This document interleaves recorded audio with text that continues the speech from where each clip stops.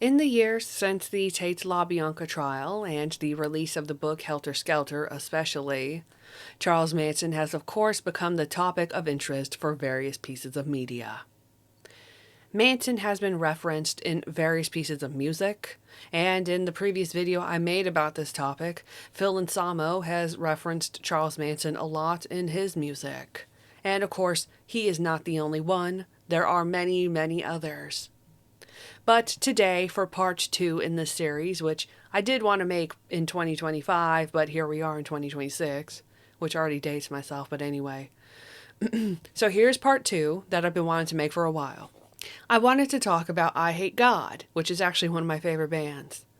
Eyehategod is a band that has also seemed to have expressed some sort of interest in Charles Manson and the Manson family.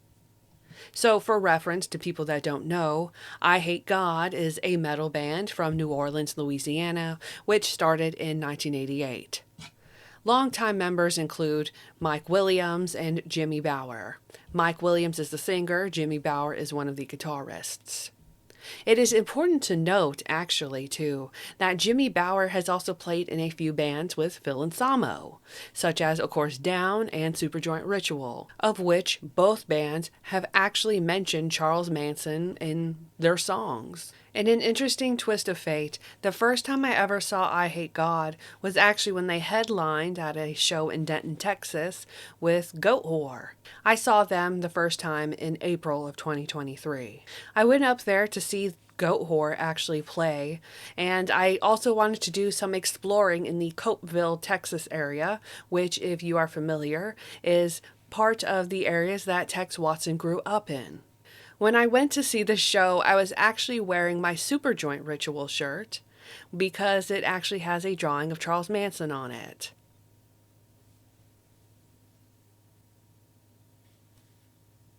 After the show was over, I went to talk to some of the people in the band when I ended up actually going up to Jimmy Bower and I said, "Thanks for playing." And he was like, "Thanks for having us," you know. And it was then that he actually noticed my shirt. He said, "This is the best way. This is my best Jimmy Bower impression here," where he saw the shirt and he was like, "Superjoint." Damn near just like that. And he seemed very surprised that anyone seemed to remember the band. So from there, I talked to him a little bit and I had asked him, why did they have an interest in Charles Manson and the Manson family? And he told me that it mainly stemmed from just how interesting, I'll put it, the Manson family, the concept, was to them. I remember telling Mr. Bower that I had actually read the book Child of Satan, Child of God by Susan Atkins for my YouTube channel, and he actually seemed to be pretty surprised. I don't know if he ever read it himself, though. Later that year in 2023, Eyehategod and Goat Whore toured again.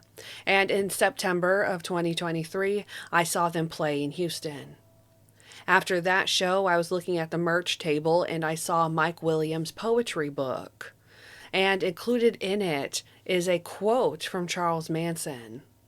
It was that night that I talked to him, and I asked him if I could read his book for my YouTube channel, and he approved of it.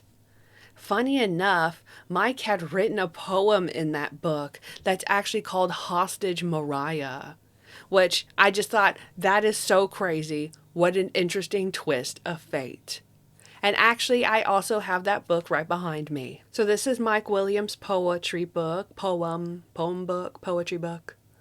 And typically you can find this book at the merch table if you go to see Eyehategod live. The quote from Manson in this book is, "All of the judgment and blame that is pushed off on me will be reflected back in the fires of the holy war that you call crime.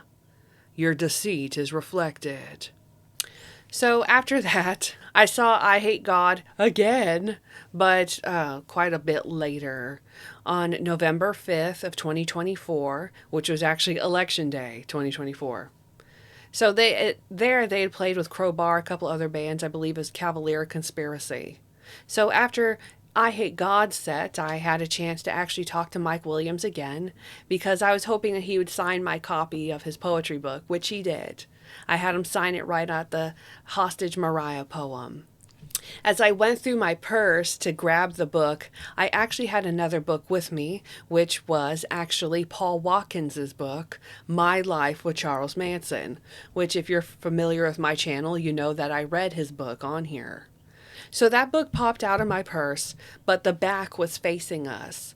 And Mike said, "What you got right here?" And he picked it up and he turned it over and he saw the copy, the front of the book. And he said, "Oh, wow."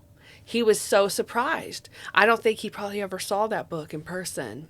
I ended up giving that book to Mike Williams because I just, I knew that he obviously had an interest in the Manson family. And not in a weird way, not in a glorifying Manson way, just, I'll get to it later. He definitely has an interest in the crimes. I can tell you that much for sure. So I was like, "Do you want it?" I told him, "You can have it if you want it." And he said, "Are you sure?" I was like, "Yeah, you can have it." And so, if you ever see Mike Williams reading My Life with Charles Manson, just know that was the copy I read for this channel. And I gave him that book. Hopefully he still has it. But yes, I gave Mike Williams from Eyehategod my copy of My Life with Charles Manson. So after that, though, we did talk a little bit about Manson, the Manson family, and that is where he told me that Eyehategod's first album has some references to Manson on it. And of course, this is true. In fact, much of Eyehategod's first album seems to be a nod towards various aspects of Charlie and the crimes. In 2025, I was able to interview Brian Patton, who has been on a majority of Eyehategod's albums, though of course he wasn't on the first one. I did ask him in my interview, why was there this interest in Manson and the Manson family? And Brian told me that for his generation, at least growing up, many people did see Charles Manson as some sort of like sign of rebellion, which in many ways I can understand why people would think that. I think that part of it also stems from the fact that not everyone obviously believes the helter-skelter race war theory as for why the crimes occurred. In interviews with Charles Manson after his conviction, it seems clear that many parts of Bugliosi's legal theory didn't add up. And I think that much of Gen X seemed to have noticed this. So, but I'm not going to go off on Gen X and talk about their fascination or interest in the Manson family, because there does seem to be this sort of interest there, connection. I could say that much. But let's keep it at Eyehategod, right? So, to talk about Eyehategod and the Manson family, the music, Eyehategod's first album is called In the Name of Suffering, which was originally released in 1990, though there doesn't seem to be an exact date anywhere from the Metal Archives to Wikipedia. I looked it up. I was like, when exactly was it released? I guess nobody remembers. But the album has songs called Pigs and God Song, which to me seem to be clear Manson references. To me, Pigs is a clear reference, as the word was written on the walls in blood at multiple homes from the victims of the Manson family. For example, Gary Hinman was murdered in his house by Bobby Beausoleil, and Bobby wrote "Political Piggy" on the wall in Gary's blood. Then at Cielo Drive, Susan Atkins wrote "Pig" on the front door out of Sharon Tate's blood. And then finally, "Death to Pigs" was written in blood at the La Bianca residence at Waverly Drive by Patricia Krenwinkel. The album also uses clips from an interview Charles Manson did with Geraldo Rivera in 1988.